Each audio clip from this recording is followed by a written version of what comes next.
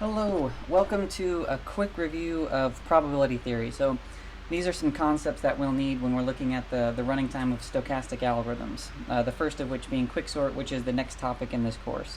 So this is not a mandatory set of slides, but I highly encourage you to go through them. We'll be talking specifically about linearity of expectations and something called an indicator variable. And there is hidden behind here just a reference to the fact that there's an exercise that goes along with this set of slides. If you're looking for a longer form version of what I'm discussing here that you can look at and read in a blog post style, this is a pretty nice resource you can look at. Alright, so what is linearity of expectations?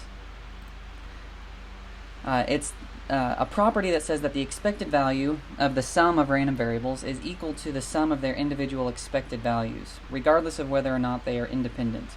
So expected value shows up twice here. An expected value, just as a reminder, is nothing but the weighted average of possible outcomes. So if this wordy definition isn't all that useful to you, don't worry. Throughout the set of these slides, we'll go over several examples of linearity of expectations. Alright, so some definitions for probability. We're going to call our space of all possible outcomes capital Omega. The probability of an individual outcome, I'll use lowercase p, and to denote which outcome, we'll use the subscript I. All probabilities have to be greater than or equal to 0. And don't forget that the sum of all probabilities has to be equal to 1.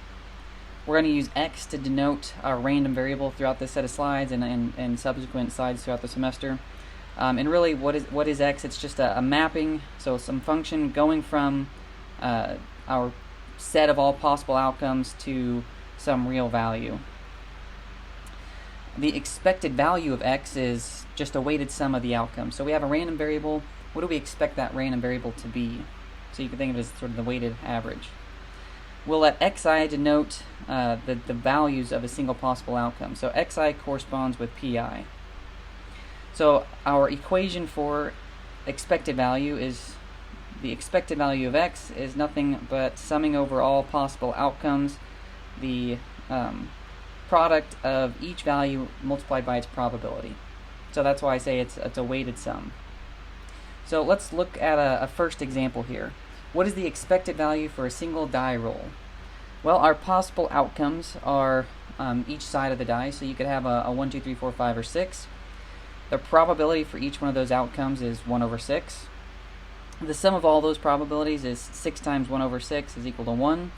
And x can be our random variable that just stands in for, you can think of this as x being the variable that stands in for what's the outcome before we actually roll the die.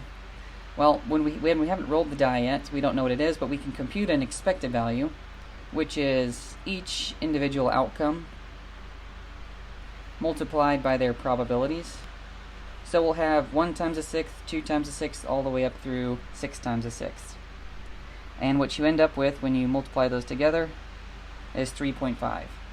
So your expected value from a single roll of a die is 3.5. A key here is that the expected value doesn't actually have to be one of the possible outcomes. So here it's 3.5, and that's not even one of the possible outcomes. Alright, so let's do an example here where we work through this. So what is all the possible outcomes when you're summing up rolling 2 dice? Well, if I have the two lowest numbers, that's 1 plus 1, so the lowest number I can get is 2. The largest number is 6 plus 6, so the largest number is 12, and I can have anything in between there. So my possible outcomes are 2 through 12. What's the probability of an individual outcome? Well, this one is going to be different for each individual outcome. There's only one way to get a 2, and that's if I have a 1 and another 1. There's only one way to get a 12, and that's if I have a 6 and another 6. But there are several different ways that I can get any of these values in between. So pi depends on how many times each outcome can occur. But you can rest assured that the sum of all those outcomes is still going to be 1. Alright, well, let's let x be our random variable for one of these outcomes, so the sum of rolling 2 dice. X can be any of the values from omega. What is the expected value? Well, we would end up with something like this. Our weighted sum. So how many different ways can we get? 2?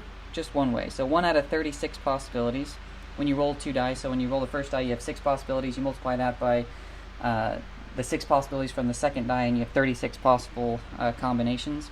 So one of those combinations is a 1 followed by a 1. And it turns out there are 2 different ways to get a 3. So you could have a 1 followed by a 2, or a 2 followed by a 1, and so on. So that's how you would end up with your expected value. So just as to check in, what is the probability that your sum is 5?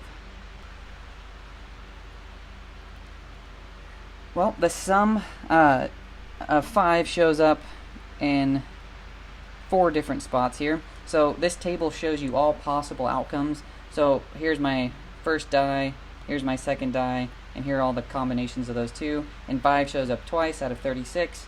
So the probability of coming up with a 5, P5, is just equal to 5 out of 36 possibilities. Okay, well, we can look at this expected value in a couple different ways. We could say, what's the expected value of the sum of the 2 dice rolls, which is what we were looking at on the previous slide, where we have to figure out, well, for each sum, what's the probability of that sum. So we end up with our 2 times 1 over 36, 3 times 2 over 36, and so on. And you'll end up with 7 if you compute all of these using this table over here. Well, linearity of expectations gives us a simpler way to compute this quantity, which is the expected value of a sum. You can recompute as the sum of the expected values. And that might seem like it's the same, but it means that we no longer have this nested summation. We can just say, well, what's the expected value of a single die roll, plus the expected value of a second die roll? Well, we computed that. It was a 3.5 for a single die. And if we just multiply that by 2, we end up with 7, which is exactly what we came up with here. And this equation is almost always easier to handle than the one above. So the sum of individual expected values is almost always easier than the expected value of the sum.